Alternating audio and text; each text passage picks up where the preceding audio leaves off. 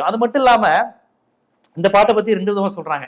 இந்த பாட்டு இந்த கல்யாண விருந்து இந்த பாட்டை வந்து நீங்க கேளுங்க. ராமராஜன் பாட்டு கரகாட்டக்காரங்க வர பாட்டு மாதிரியே இருக்கு. ஊரு விட்டு ஊரு வந்து அந்த பாட்டு ட்ரெண்ட்லயே இது இருக்குங்கிறாங்க.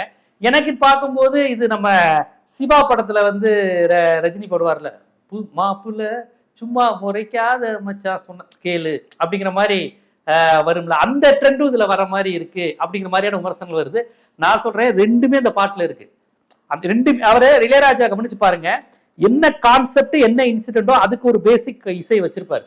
சிவால கல்யாண கான்செப்ட் தான் ரஜினி பாடுற பாட்டு. மாப்புல சும்மா முறைக்காத மச்சான் சொன்னா கேளுங்கிறது கல்யாண செட்டப், அந்த கல்யாண தடாபுடா நடக்கிறது. அதை பேஸ் பண்ணி மியூசிக் இருக்கும். தாலி கட்டுறது, மேளம் கட்டுறது, அந்த கல்யாண மியூசிக்கோட சேர்த்து ரஜினி ரகலை பண்ற மாதிரி தான் சிவா படத்துல அந்த பாட்டு வரும். அப்புறம் இது இன்னொரு பாட்டு என்ன சொன்னேன், ராமராஜன் கரகாட்டக்காரன், ஊரு விட்டு ஊரு வந்து காதல் கீதல் பண்ணாதீங்க. அது என்ன மாதிரி கதை? பொண்ணு பார்க்க போற கதை. ராமராஜன் தன்னுடைய நண்பர்களுக்கும் சகாக்களுக்கும் தெரியாம ரகசியமா கனகாவை சைட் அடிக்க போறாரு, இல்ல லவ்வரை பார்க்க போறாருங்க. அது தெரிஞ்சா இவங்க கிண்டல் அடிப்பாங்க, கவுண்டமணி எல்லாரும் கிண்டல் அடிப்பாங்க, கேலி பண்ணுவாங்கிறதுக்காண்டி தெரியாம வந்து மூஞ்சியை மூடிட்டு வந்து பஸ்ல டிக்கெட் வாங்கிட்டு பார்க்க வருவார்.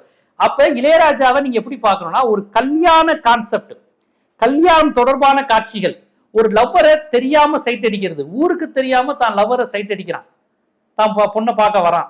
அப்ப வந்து தான் சகாக்களுக்கு தெரியாம இருக்கக்கூடிய ஒரு மியூசிக், அதாவது ஊரறிஞ்சு கல்யாணம் பண்றப்ப ஊரே சேர்ந்து கிண்டல் அடிக்கிறது, கேலி பண்றது, மாப்பிள்ள கல்யாண விருந்து.